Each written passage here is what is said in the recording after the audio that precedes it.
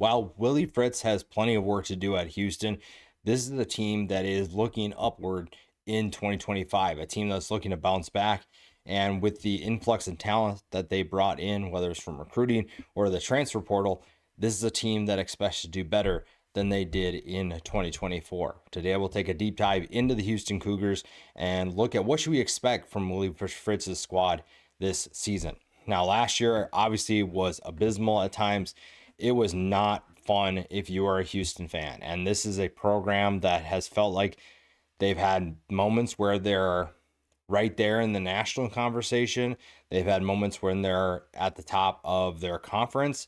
The transition to the Big 12 has been rough, and it has been a long journey for fans who have been through this entire thing. This entire process has been very challenging, and Willie Fritz knows exactly how to handle these types of challenges. He's done it at every stop that he's been at, and this is the year that people are expecting big things. People are expecting him to turn this thing around, and the offense definitely needs to figure things out. 14 points a game is not going to win you many football games, if any, in 2025. That's just not going to work. Now, the defense, you have to give them some credit. The defense played really well despite the abysmal offense. And Austin Armstrong is going to be a really fun coordinator to watch in 2025, especially with the talent that he brings in or that the staff brings in. Now, there's not a ton of returning talent, but you also can make an argument that maybe that's okay. The offense obviously brings in plenty as well, and you think that that's a group you probably feel better about not returning a ton of players. We'll look at the roster changes here because this is really where Houston is going to see the biggest changes. You lost quite a bit of talent to the transfer portal. You lost a couple players to the NFL. But overall, you felt like you improved because of the talent you bring in. Tanner Kozio was kind of a really interesting portal story. Initially went to Wisconsin after committing there from Ball State, then decides to hit the transfer portal again and lands at Houston. That's a position that Houston needed a playmaker, and this is a guy who had 94 catches last season. That's someone you can throw the football to, and at worst, pick up a first down, something that Houston did not do well last year.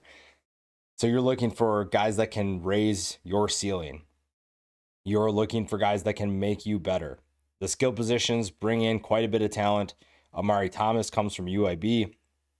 Harvey Broussard from Louisiana at the wide receiver position to go with Tanner Kozio. You bring in a number of transfers on the offensive line as well. Mackenzie Agnello is a versatile player. Dalton Merriman, Matthew Wyckoff, another versatile player. So we'll talk more about them in a little bit. But Willie Fritz did a good job of saying we need to wipe the slate. And whether that's coaching staff, whether that's players, we need to find a way to improve. And we need to get rid of the players that aren't making us better and find guys who will. And I think that they did a pretty good job of that. And they addressed positions that, frankly, were not getting the job done in 2024. And the offense is probably the biggest culprit of that. The defense you don't feel as bad for because of what they were able to do. But at the same time, you lose quite a bit of talent on the back end. And you lost two big guys at the end of the transfer portal window in the spring here. So that's just really going to hurt. But we'll talk about that here in a little bit. The excitement with this team is going to start at the quarterback position. It's going to be really interesting to see what Connor Wegman can do for this team. What is he capable of bringing to the table? And can he elevate his game? I think a lot of people were really excited to see what he could do at Texas A&M, and ultimately that did not work out. And when you look at that class that they brought in, he was a big reason why so many people were excited about that class. He was a big reason why they thought this is going to be a class that makes us a contender once again. And like I said, obviously it did not work out. Sometimes that happens. But at the same time, sometimes you got to admit when things didn't go right and move on to the next thing. And Connor Wegman decides to return closer to home. He's going to be the starter from everything that I've read. And it makes sense. Don't get me wrong, Xeon Chris was really fun to watch, but as a passer, wasn't getting the job done. Maybe he has learned, and he's still definitely going to be part of this offense. But Connor Wegman, from a talent perspective, raises your ceiling tremendously and gives you a guy who can actually push the ball downfield. Another guy that's been making some noise, Austin Carlisle, probably not going to be a contributor in 2025 unless something happens, but a guy that's having a really good or had a really good spring camp and could build upon that in the fall. But Connor Wegman is QB1. There's not really going to be much debate about that. It's just going to be how much do they use Xeon Chris as well. And Chris was really fun. You saw a number of big moments from him, so he's definitely capable of making plays, but they're not looking for a couple made plays this year. They're looking to make a bowl game. They're looking to pretty much wipe the last season away from their memory. And that's going to be hard to do if you don't make changes. And they made some changes this year, and they feel like they're in a good position because of that. And really, the amount of work that they have to do to go from 4-8 last year to 6-6 even is not much offensively. And I'm not saying it because that's how good they are, but when you look at the numbers from last year, you're finishing the hundreds, near the bottom of the FBS in a lot of statistical categories. All you have to do is get out of the hundreds for some of those, or jump from, in terms of rushing, 90th to 70th or 60th, which is not that terribly difficult to do. And with the talent they brought in on the offensive line, this should be a group that thrives. And the rushing attack is deep. This is probably the best unit on this team. You bring in Dean Connors just for good measure too. That's a versatile weapon that can be a runner. He can also get it done as a pass catcher. He did it at Rice, 780 yards last year, nearly 5 yards per carry and 9 touchdowns. He also had 485 yards and 2 touchdowns as a pass catcher. So this is someone who you could see in the running back room. You could see him lined up out wide. You can do 2 running back sets without realizing that Dean Connors is your second running back. Rayshawn Sanford is going to be part of that rotation as well. 444 yards last year, 1 touchdown. Someone who, if this group is better, probably takes a step in his production as well. Stacey Sneed, honestly, got to give a hat tip to Stacey Sneed. This is a guy who's been through a lot in terms of difficult times, and he has stayed loyal to Houston. He has been a solid contributor. 308 yards is nothing crazy, but he's helped them when they really needed them. 5.1 yards per carry tells you that he's getting the job done with that as well. And then Jamorian Burnett is another guy that gives you depth, that gives you plenty of talent to utilize. And running the football will be an important part of what Willie Fritz needs to do in terms of getting this team back on track, what this team needs to be better at.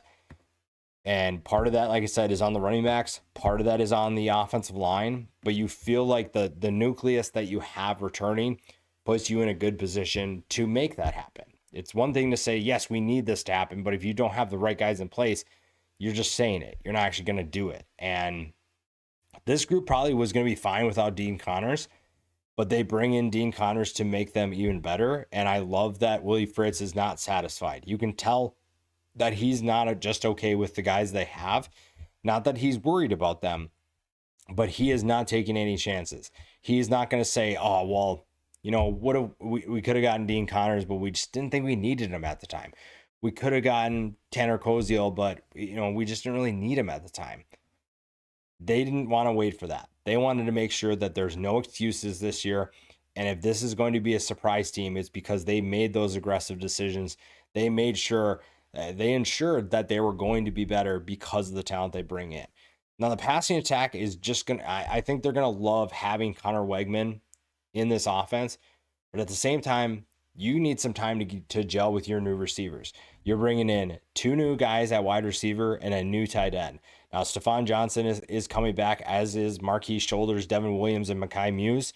Those are guys that are good to have back, but Johnson's probably the only one that's a proven commodity at this point. Muse is going to be a returner, so that's a nice piece to have, but you don't have anybody that is a true wide receiver 1 or 2. Maybe Stephon Johnson, outside of Stephon Johnson. That's why you bring in Harvey Broussard and Amari Thomas. Now, they are coming in from different places and need to prove that they can compete at the FBS or the Power 4 level rather than the Group of 5. So that's a challenge that they have to face. They also have to learn to catch passes from Connor Wegman. So that's going to take some time. It's not going to, I'm not saying it's not going to work, but that takes longer than I think people realize. That takes lots of effort, lots of reps, and that's something they're definitely doing. And this is a group, this is a team really that is playing with a chip on their shoulder. They know that last year was embarrassing, and they feel like they're ready to earn that respect back. And this is a group that's going to work. They are not going to be satisfied with average anymore. Willie Fritz, and you saw it, what he did at Georgia Southern. You look at what he did at Tulane. He knows how to get this group to play. He knows, hey, we get rid of these pieces. We're bringing in these pieces. They're going to change the culture. They're going to make our program better. And some of these guys, from a talent perspective, do that. Some of these guys are going to be culture fits as well. Or just, maybe not as talented, but they're going to make the culture better. They're going to breed that competition. And Tanner Kozio is another one. And this is a guy who has a great frame for Connor Wegman. I think Wegman is going to love throwing to such a big target that makes his life so much easier. A proven pass catcher. I mean, you don't throw a guy the ball 94 times if he can't catch the ball.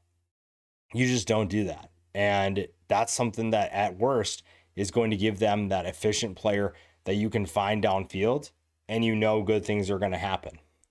Jaden York also comes back. I think that he could have a bigger year than we saw in 2024. Luke McGarry is not going to be a big time pass catcher necessarily, but he's definitely capable of adding to that as well. You like what he can do as a blocker, but also you have that wrinkle that you can throw in. I mean, he caught 17 passes for Tulsa last year, but again, taking that step to the Power 4 level is where you are waiting to see some of these guys step up. But you have a good mix of talent coming from other Power 4 programs, talent coming up from Group of 5 programs. That's really exciting, and that gives you a lot of potential to build that excitement towards a successful campaign in 2025. And you also did that on the offensive line. The offensive line brings in really 4 new starters. And honestly, you can consider all of them new starters, but this is a group that is really going to dictate the success of this team. Now, the center position we'll start with that because that's an interesting battle to me. Demetrius Hunter has been kind of up and down with his time in Houston. Started 12 games last year. Again, kind of all over the board. But I think there's plenty of potential. This is someone who was recruited by the previous staff. So he's entering a new culture, and he's done a pretty good job of adapting to that. I think that he is definitely going to be a contributor, whether he is a starter or whether it's Mackenzie Agnello. Now, Agnello is going to play center. He can also play guard. Same thing with Matthew Wyckoff. You get a center guard combo that gives you plenty of depth. So that trio right there gives you options, and that's depth that you maybe didn't have last year. The tackles will be interesting to watch. David Ndukwe is a big body at 6'6", 325 pounds. Got good experience last year. Now, there were times where he definitely got beat, but that's good experience. Learning from those mistakes. And again, if this coaching staff didn't want him here, they probably would have told him to transfer. And he probably wouldn't be starting even if he didn't. So they feel really good about that. Alvin Ebiselli is another guy that's going to play a big role for them. Comes in from Baylor. Only started 3 games last year, but does have 14 career starts in his time with the Bears. He will be opposite of Ndukwe. Maybe Dalton Merriman is going to be part of that rotation as well. Cedric Melton has plenty of experience, so we'll see if he gets part of that rotation in addition to those 2 guys. But you feel like those 2 guys are going to be your top 2 players at the tackle positions. Then the other guard position, Jason Brooks Jr. was a nice get from Oklahoma State. That's someone who I think has the ability to elevate the guard position as well. So the talent you bring in, and they didn't bring in a ton of talent from the transfer portal for this offensive line, but they made sure that they found starters. They made sure that they found contributors. And Abicelli, Brooks, Wyckoff, Merriman, and Agnello are all going to be part of this in 2025. And that's exactly what Houston needs. They needed that infusion of talent, and they needed that because this is a group that has to be better, plain and simple. There is no reason why this group can't improve this season. And part of that is going to be on the skill positions. There's no doubt about that. But if you're not good up front, it's not going to matter. Connor Wegman can take all the steps in the world to be a better passer. But if he cannot find anywhere to throw because he doesn't have time, it's not going to matter. It's not going to make a difference. But I think that the offensive line feels like they're in good hands. Willie Fritz's staff feels like they did a good job of identifying that talent and finding guys that are ready to step up right away. And that puts them in a good position to improve because the defense is going through some transitions as well. And they might take a little bit of a step back. Maybe they won't, but maybe they do. And that's where the offense has to be better. You have to find ways to be more successful. And honestly, last year's offense was so atrocious that you really just have to be average offensively, and you're going to see incredible results because of that. Now you return really 3 starters on the defense. 2 of them are on the defensive line, and Carlos Allen and Brandon Mack are going to be really fun to watch on the edge. These are 2 guys that had solid seasons in 2024. And again, Houston's defense does not get the credit it deserves for how solid it was last season, probably because the offense was so bad. And at times, when your defense is kind of, or really one side of the ball is carrying things, sometimes you're just going to lose steam. You're going to cave because you're doing so much work. They hopefully will not have to do as much work this year as they did last year. And if that's the case, then you're feeling pretty good about Houston's chances to be a much better team. The interior defensive line also features 2 transfer players. Joshua Donald comes in from App State. Khalil Laufau is another guy who comes in from Washington State that is going to step up and play a big role right off the bat. That's 2 guys that you feel really good about starting for you, even though they're new to your program. Xavier Stillman and Xavier Tibbs will also be part of that rotation on the interior, but maybe depth behind that is where you have questions. The edge has plenty of options as well. Eddie Walls comes in from FIU. Latrevian McCutcheon is another guy who comes back. Doesn't have a ton of production from last year, but when he did, man, was he efficient. 12 tackles, 4 tackles for loss, 2 sacks. Quindario Lee is another guy to keep an eye on. That's someone who I think can have a major impact in terms of rotational piece, adding depth. That's really where you need him. Carlos Allen and Brandon Mack are probably the guys that will play the biggest roles, if you will.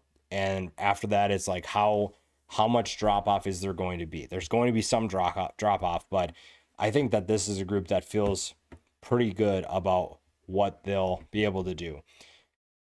Transfers were a big part of this defense last year, and maybe they found some of the right guys, maybe they didn't, but this year they feel like they're going to have a solid group. Now, Corey Platt Jr. comes back from injury after missing the whole year.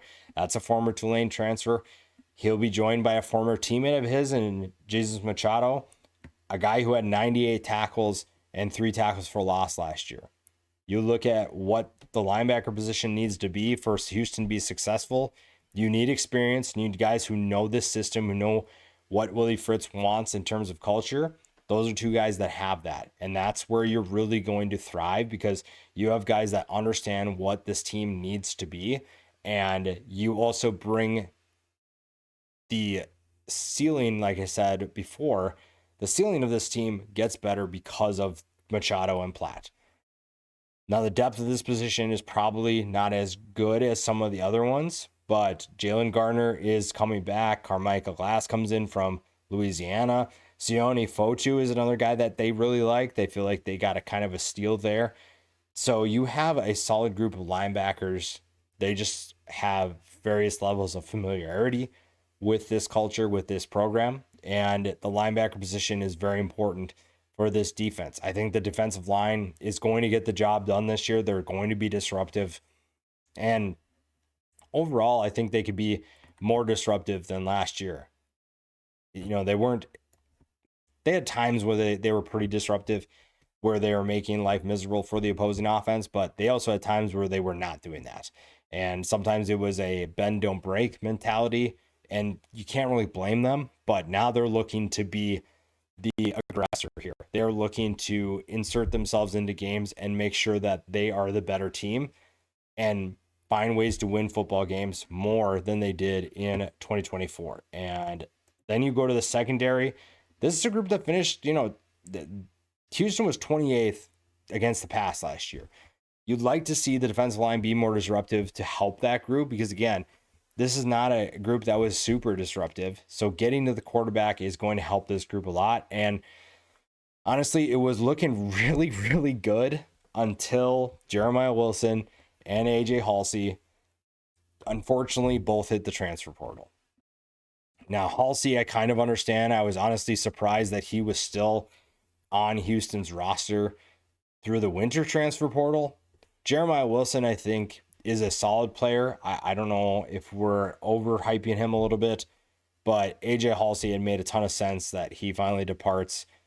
I just felt like it was just a matter of time. And it's not because he didn't want to be at Houston. It's just kind of hard when teams like LSU come knocking and you can't really pass up that offer.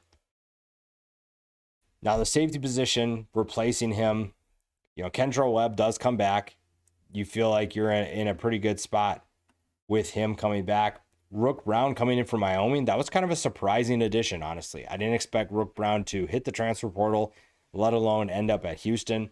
But I really like that addition for the Cougars. I think that he's a natural playmaker at the safety position.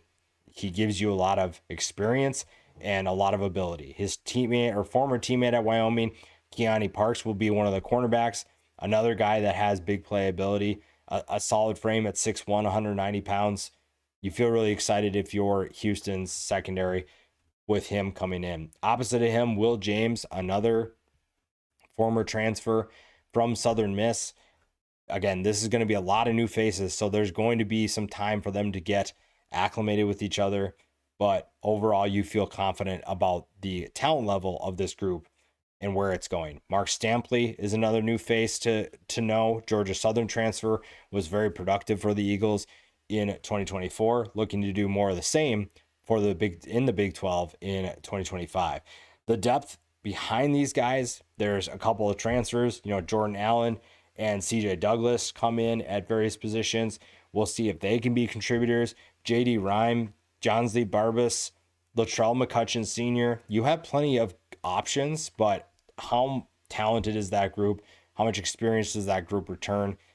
I think that losing Wilson and Halsey is probably making this group less talented.